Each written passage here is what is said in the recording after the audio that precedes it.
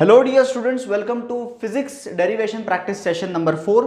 आणि आजच्या सेशनमध्ये पहिल्या 4 धड्यांचे शेवटचे 4 डेरिवेशन्स आपण कंप्लीट करणार आहे. सो टोटल चौथा सेशन आहे आज आणि टोटल 16 डेरिवेशन्स कंप्लीट होतील.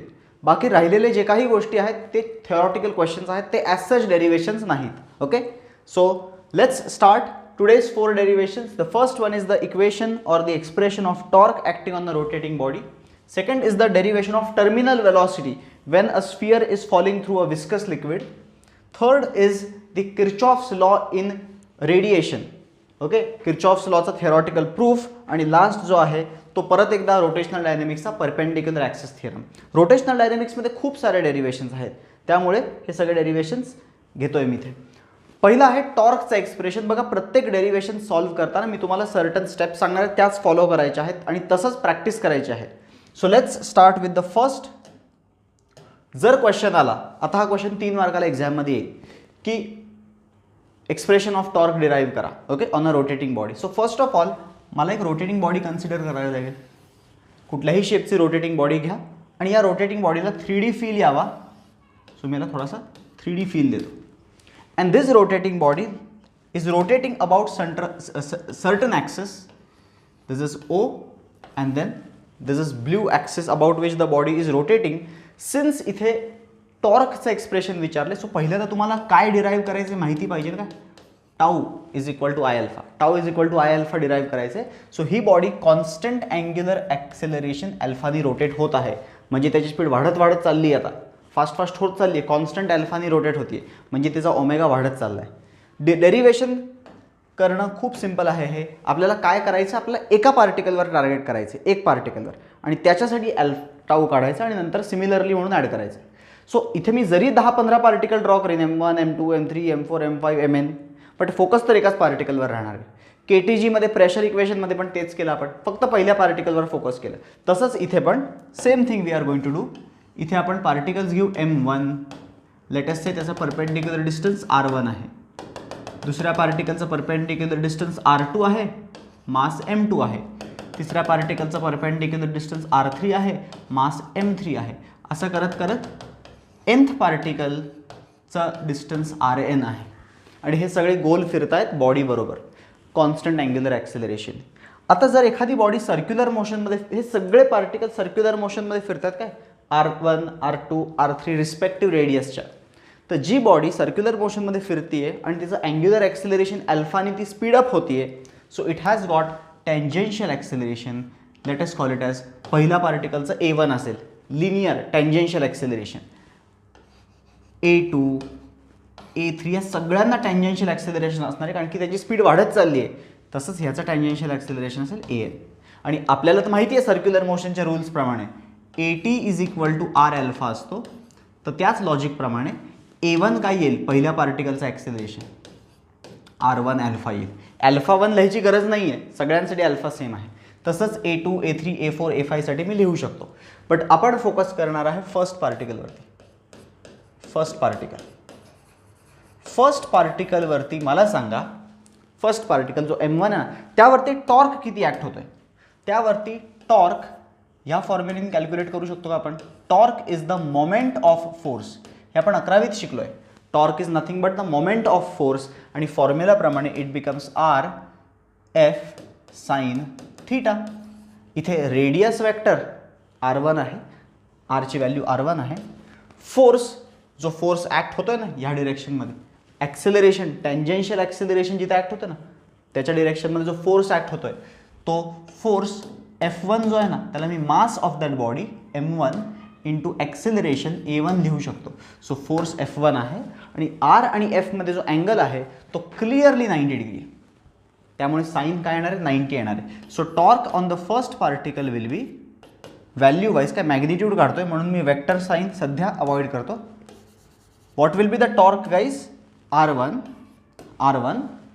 F1, पण F1 काय आहे, M1 A1 into sine 90 is 1.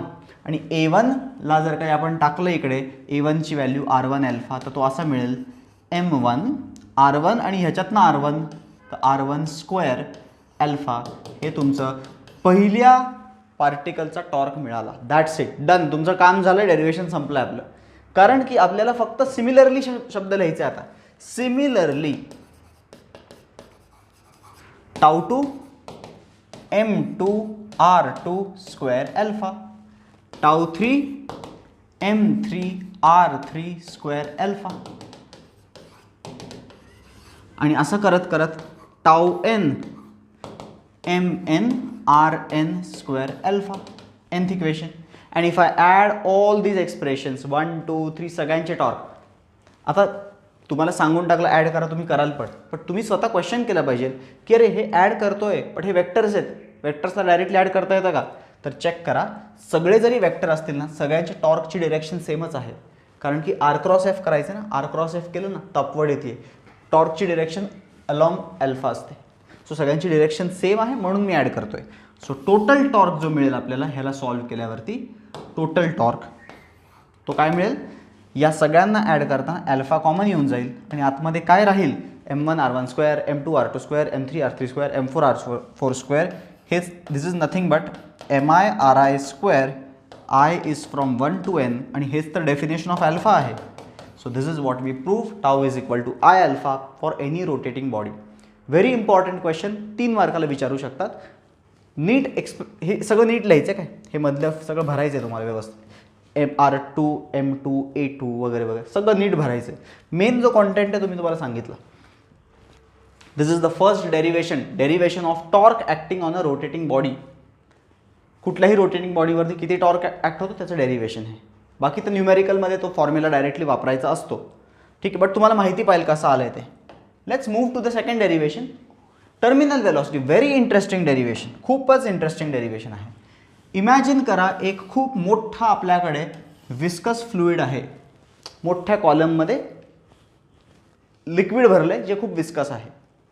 ठीक आहे, हे त्याचं सरफेस आहे. जर मला ह्या लिक्विडमध्ये एखादा स्फिअर सोडायचा आहे तर तो स्फिअर आपण बाहेर सोडला हवेमध्ये तर काय होईल, तो ॲक्सेलरेट होईल, फास्ट होईल. बट इथे तसं नाही होत. इथे काय होतं, त्याची स्पीड वाढत जाते आणि एका वेळेनंतर स्पीड वाढणं थांबते, त्याच्यानंतर त्याची स्पीड कॉन्स्टंट राहते. त्याला टर्मिनल वेलॉसिटी म्हणतात. मी डेरिवेशनवर फोकस करणार आहे, एक्सप्लेनेशनवरती कमी. सो मी काय करतो, स्टार्टिंगला हा ऑब्जेक्ट बाहेर आहे असं अज्युम करतो. त्यामुळे त्याच्यावरती त्याला हातात पकडला आहे, मी सरफेसच्या वरती हातात पकडला आहे. जसं मी त्याला सरफेसच्या आतमध्ये, जसं मी त्याला सोडीन तो सरफेसच्या आतमध्ये बुडेल. As soon as it comes inside the surface, सरळ सरळ त्याच्यावरती 2 फोर्स ॲक्ट होतील. सरळ सरळ विदाऊट काही विचार करता त्याच्यावरती 2 फोर्स ॲक्ट होतील. एक आहे त्याचं स्वतःचं वजन mg, आणि दुसरा आहे force of buoyancy, buoyant force F upthrust. 2 force act होतील. बट नक्कीच हा सॉलिड स्फिअर आहे, एखादा लोखंड वगैरे असेल तर त्याच्यामुळे वेट जास्त असेल अपथ्रस्टपेक्षा, म्हणून तो खाली बुडणार आहे. समजा एक्झाम्पलसाठी मी जस्ट तुम्हाला इथे एक्सप्लेन पण करून टाकतो हा क्वेश्चन. जर 100 त्याचा वेट असेल तर अपथ्रस्ट फक्त 20 असेल. आणि त्यामुळे नेट डाऊनवर्ड फोर्स 80चा आहे. त्यामुळे त्याची स्पीड वाढत जाईल. कारण की नेट फोर्स खाली आहे ना, सो त्यामुळे आता त्याची स्पीड वाढायला लागेल. कारण की डाऊनवर्ड फोर्स ॲक्ट होतोय आणि कुठल्याही बॉडीवर फोर्स ॲक्ट झाला की त्याच्यावरती ॲक्सिलरेशन ॲक्ट होतं. ॲक्सिलरेशनमुळे त्याची स्पीड वाढते. आता जशी त्याची स्पीड वाढणं चालू होईल, जसं तो खाली येईल, मी त्याचे 2-3 लोकेशन्स दाखवतो तुम्हाला. इथे आला. या सगळ्या लोकेशन्सना एक गोष्ट लक्षात ठेवा की बाबा वेट तर चेंज होणार नाही आहे, वेट तर तेच राहणार आहे. म्हणजे डाऊनवर्ड 100चा जो फोर्स आहे ना तो काही बदलत नाही बाबा. अपथ्रस्ट पण बदलत नाही, अपथ्रस्ट पण तोच राहणार आहे. F अपथ्रस्ट पण तोच राहणार आहे. फक्त सीन काय होणार आहे बघा आता, अपथ्रस्ट पण तोच राहणार आहे. म्हणजे 100 डाऊनवर्ड आहे, 20 अपवर्ड आहे. म्हणजे 80चा डाऊनवर्ड फोर्स आहे नेट, 100 - 20, त्यामुळे तो ॲक्सेलरेट झाला. पण इथे आल्यावरती त्याची स्पीड वाढली, वेलॉसिटी वाढली, आणि वेलॉसिटी वाढल्यावरती एक नवीन फोर्स येतो इथे, that is called as viscous force. Stokes लॉनी आपण जो कॅल्क्युलेट करतो, कुठला फोर्स आला, F विस्कस. आणि हा F विस्कस इथे नव्हता काय, जस्ट पाण्याच्या आतमध्ये जेव्हा तो आलेला तेव्हा त्याची स्पीड 0 होती. तुम्हाला माहिती आहे लिक्विडमध्ये बॉडी जेव्हा फास्ट मूव्ह होणं चालू करते ना तेव्हा विस्कस फोर्स ॲक्ट होतो. आपण पाण्यामध्ये थांबलोय तर आपल्यावरती फक्त ग्रॅव्हिटी ॲक्ट होत असते आणि बायंट फोर्स ॲक्ट होत असतो. पण आपण पाण्यामध्ये पळणं चालू केलं की viscous force will oppose you.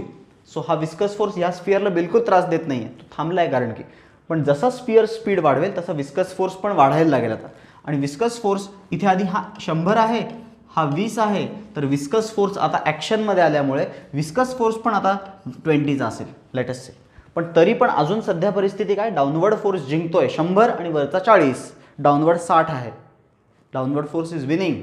So यामुळे हा स्फिअर अजून फास्ट होईल, स्पीड अप, अजून फास्ट झाल्यावरती विस्कस फोर्स म्हणेल अजून जास्त अपोज करतो मी, बिकॉज विस्कस फोर्स तर वेलॉसिटीवर डिपेंड करतोय. स्पीड वाढली की तो विस्कस फोर्स अजून अपोज करतोय. त्यामुळे ह्या परिस्थितीला काय होईल, डाऊनवर्ड 100च राहील, अपथ्रस्ट 20च राहील, पण आता विस्कस बनेल डायरेक्टली 50. वाढला ना विस्कस, कारण की स्पीड वाढली. तरी पण आत्ता परिस्थिती अशी आहे की डाऊनवर्ड 100 आहे, अपवर्ड 70च आहे, तरी डाऊनवर्ड 30 एक्स्ट्रा आहे, म्हणून डाऊनवर्डच जिंकतोय. त्यामुळे ह्याची स्पीड अजून वाढेल. स्पीड वाढत जाईल. एक पॉईंट असा येऊन जाईल की एका पॉईंटला विस्कस फोर्स एवढा वाढून जाईल की तो 80ची व्हॅल्यू घेऊन टाकेल. 80 का मी लिहिलंय, कारण की अपवर्ड तो बायंट 20 आहे, अपथ्रस्ट 20 आहे, विस्कसनी 80 व्हॅल्यू घेतली, त्यावेळेस वेट 100 आहे. ह्या मोमेंटला net force on that sphere will become 0. म्हणजे स्पीड वाढत गेली, त्यामुळे अपवर्ड फोर्स वाढत गेला. एका पॉईंटला सगळे फोर्स बॅलन्स झाले आणि या पॉईंटला नेट फोर्स काय झाला, 0. आणि जर बॉडीवरती नेट फोर्स 0 असेल तर तुम्हाला वाटू शकतं की सर तो रेस्टला येईल का, तर नाही. Whenever there is net force 0 on the body maintains its state. So त्याची जी काही वेलॉसिटी त्यांनी गेन केली आहे त्या पॉईंटपर्यंत ती वेलॉसिटी आता कायम राहील. आता ह्याच्या पुढे मोशन कसा राहील, कॉन्स्टंट वेलॉसिटीवाला मोशन. आणि त्या वेलॉसिटीला आपण म्हणतो terminal velocity. So terminal velocity कधी एक्झिस्टन्समध्ये येते, ज्या वेळेस नेट फोर्स 0 होऊन जातो. सो टर्मिनल वेलॉसिटीचं डेरिवेशन आलं एक्झाममध्ये, तर पहिली स्टेप तुम्ही जी लिहिणार आहे ना, terminal velocity. At terminal velocity सगळे फोर्सेस बॅलन्स होतात. F net on the body is 0, no force acts. So downward force आहे mg. कोण बॅलन्स करतं, विस्कस प्लस अपथ्रस्ट, हे दोन बॅलन्स करतात. कधी, टर्मिनल वेलॉसिटी ज्यावेळेस गेन होते. ह्याच्या पुढे सगळीकडे फोर्स 0च राहणार आहे, कारण की आता न वेलॉसिटी वाढणार आहे, त्यामुळे विस्कस वाढणार नाही आहे. mg आणि अपथ्रस्ट तसा पण कॉन्स्टंट होते. आता हे इक्वेशन फक्त सॉल्व्ह करून उत्तर आणायचं आहे. That's it. हे इक्वेशन सॉल्व्ह करून उत्तर आणायचं तुम्हाला. mgला मी असं लिहू शकतो, मास इंटू ग्रॅव्हिटीला मी व्हॉल्यूम इंटू डेन्सिटी लिहितो, इंटू ग्रॅव्हिटी. ही डेन्सिटी जी आहे ना, ही डेन्सिटी ऑफ सॉलिड आहे. काय, सॉलिडची density is equal to viscous फोर्सचा फॉर्म्युला स्टोक्स लॉने दिला आहे 6 पाय ईटा RV. आणि त्यावेळेसची वेलॉसिटीला टर्मिनल वेलॉसिटी म्हणतात, म्हणून मी VT लिहितो. प्लस अपथ्रस्टचा फॉर्म्युला असतो व्हॉल्यूम ऑफ लिक्विड डिस्प्लेस्ड. आता जेवढा व्हॉल्यूम आहे तेवढाच तर व्हॉल्यूम डिस्प्लेस करणार लिक्विडचा, into density of liquid into G. काय आहे रो, काय आहे रो, आहे लिक्विडची डेन्सिटी.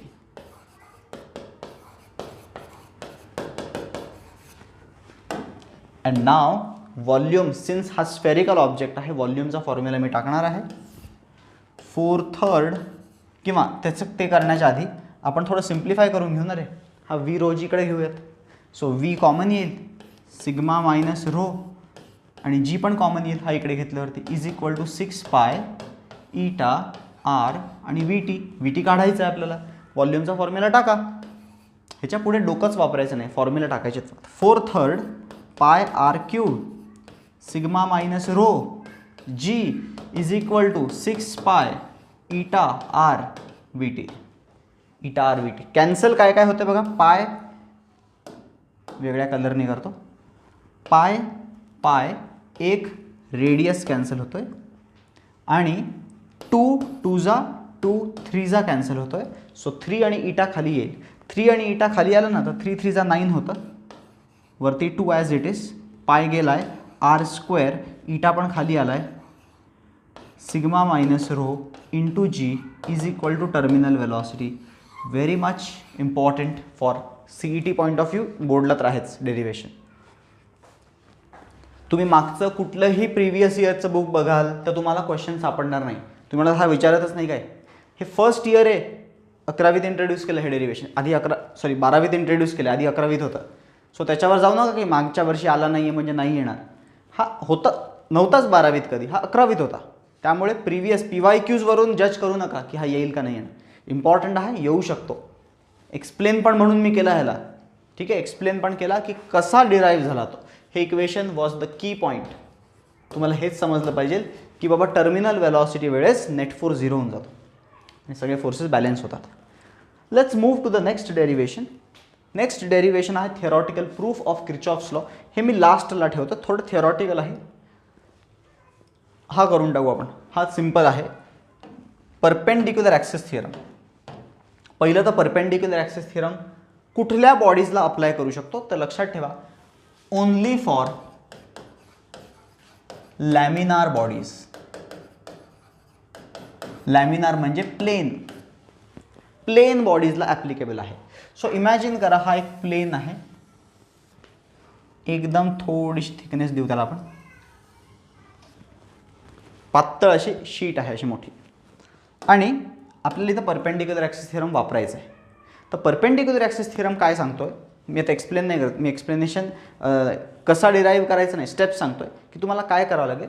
की तुम्हाला पहिली गोष्ट या प्लेन बॉडीजमधले 2 ॲक्सिस आहेत. ही आहे एक्स ॲक्सिस आणि ती आहे वाय ॲक्सिस. जर या पूर्ण शीटला एक्सच्या भोवती फिरवलं ना तर त्या मोमेंट ऑफ इनर्शियाला आपण म्हणूयात आय एक्स. आणि जर या पूर्ण बॉडीला अबाउट वाय फिरवलं ना तर त्या मोमेंट ऑफ इनर्शियाला आपण नाव देऊयात आय वाय. आणि हे दोन्ही एक्स आणि वाय कॉमन सेन्स आहे, परपेंडिक्युलरच असले पाहिजे. एक्स आणि वाय हे एकमेकांना परपेंडिक्युलर आहे, कॉमन सेन्स आहे. बट ते जिथे इंटरसेक्ट होत आहेत ना त्या पॉईंटपासून, हे तर माहिती आहे ना आपल्याला, एक्स आणि वाय शीटमध्येच लाय करतात. ही शीट आहे एक्स ॲक्सिस वाय ॲक्सिस, ही शीट अशी आडवी पूर्ण शीट आहे. तर हे 2 इंटरसेक्ट जिथे करतात ना तिथून परपेंडिक्युलर ड्रॉ केली ना जर काही झेड ॲक्सिस, ही जी झेड ॲक्सिस आहे, तर ह्या झेड ॲक्सिसच्या अबाउट जर बॉडीला फिरवलं तर त्याचा मोमेंट ऑफ इनर्शिया असेल I Z. And the relation और द परपेंडिक्युलर ॲक्सिस थिअरम का statement is simply I X plus I Y is equal to I Z. This is what we are going to prove. बिलकुल important, बिलकुल difficult नाही आहे. Important पण का नाही म्हणत मी, पॅरलल ॲक्सिस थिअरमला जास्त विचारलं जातं ह्याच्यापेक्षा. बट प्रूफ आहेच एवढं सिम्पल की 4 मार्क 3 मार्काला नाही विचारत, 1-2 मार्काला विचारू शकतात, 2 मार्काला. कसं करायचं बघा डिराईव्ह, बिलकुल डिफिकल्ट नाही डेरिवेशन, मी आधीपासून सांगतोय तुम्हाला. तुम्हाला काय करायचं की जसं पॅरललमध्ये गेले तसंच इथे एक पार्टिकलपासून चालू करायचं. Let us consider a particle ज्याचं मास आहे dm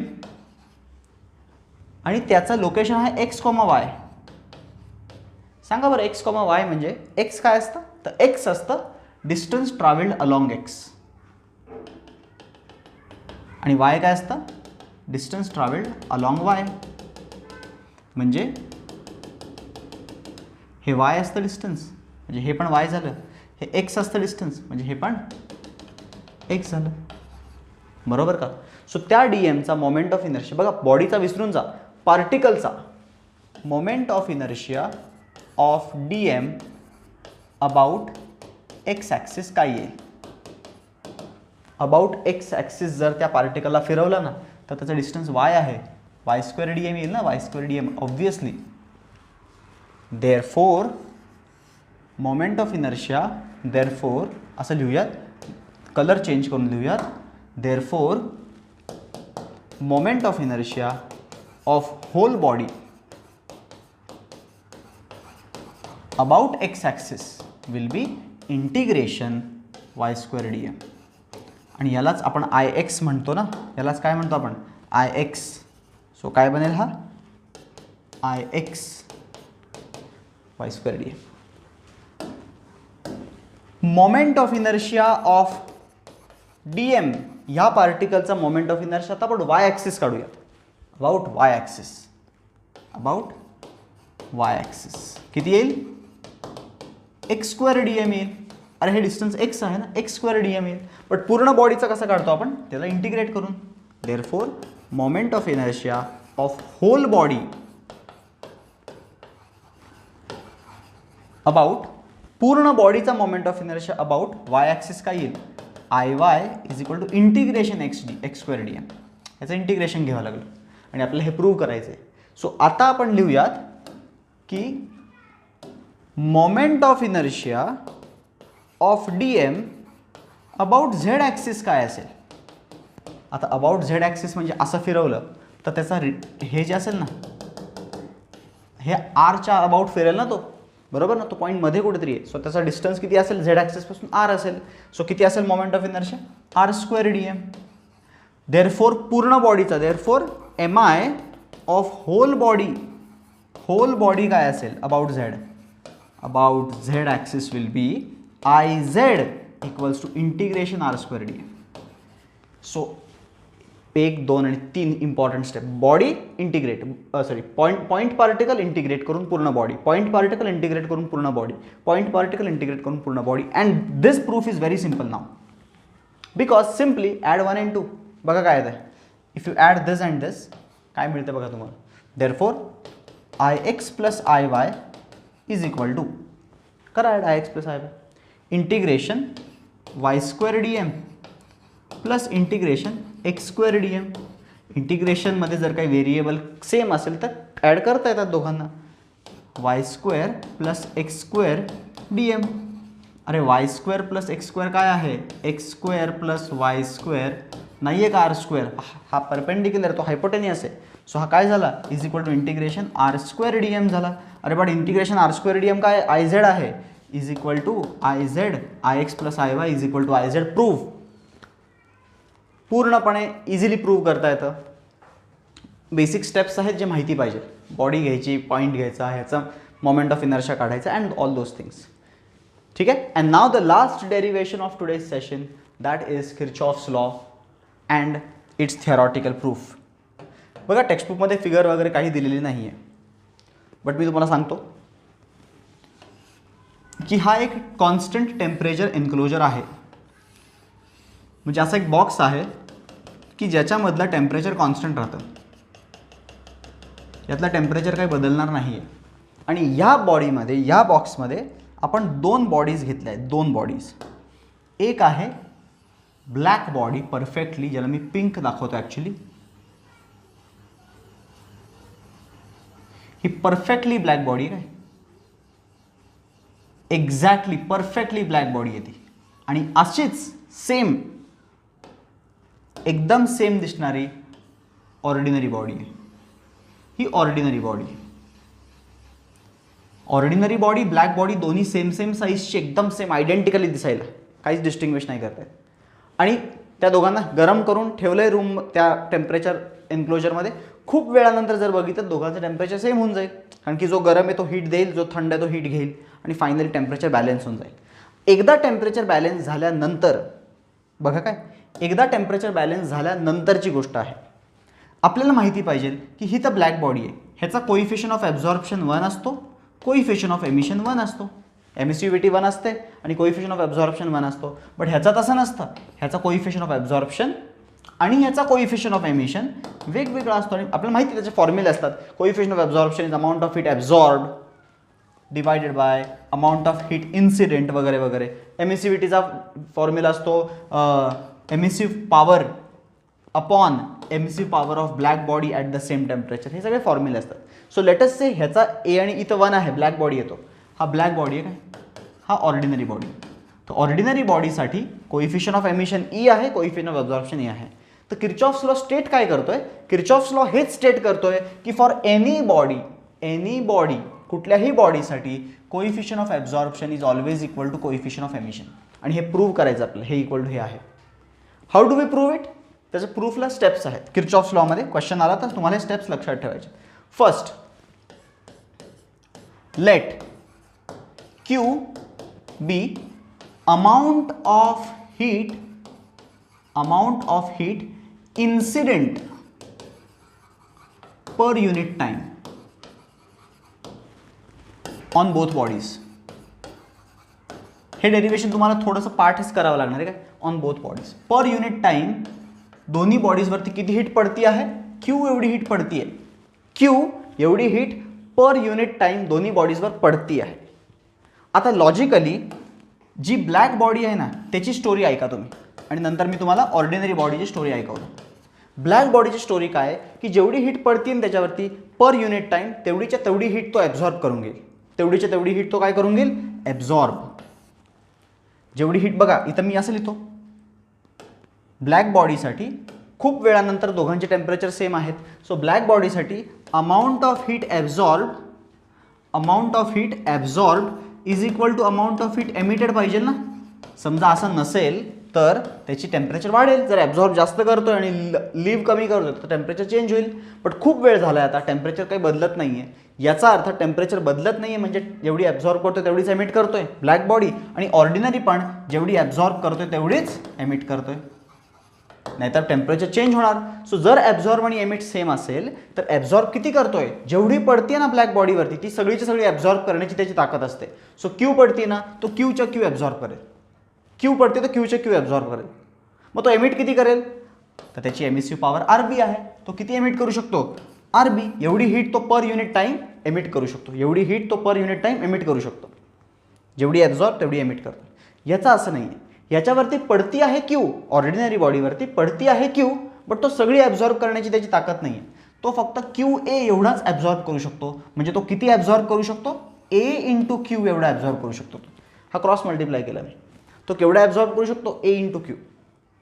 आणि एमिट किती करू शकतो तो, तर तो एमिट करू शकतो आर. त्याचा एमिसिव्ह पॉवर आर आहे. याचा ब्लॅक बॉडी म्हणून आरबी, याचा एमिसिव्ह पॉवर आर आहे. ह्या दोन इक्वेशनला तुम्ही कम्पेअर करा, तुम्हाला उत्तर मिळणार आहे. एकदम simple. Let us divide equation.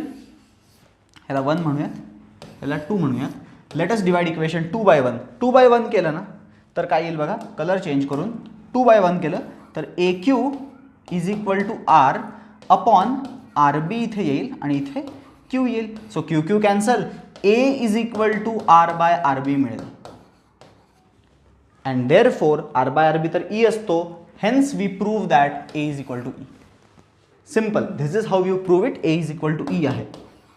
But हा तर एक वे झाला. त्यांनी किर्चॉफ्स लॉचं अजून एक डेफिनेशन दिलं आहे. Coefficient of absorption is equal to coefficient of emission for all wavelength. तर आहेच एक मेथड. एक अजून वे असा पण आहे की ह्याच डेफिनेशनमध्ये असं पण लिहू शकतो मी, आर, हे बघा क्रॉस मल्टिप्लाय करा. हा आर बी वरती घेऊन जा, हा ए खाली घेऊन जा.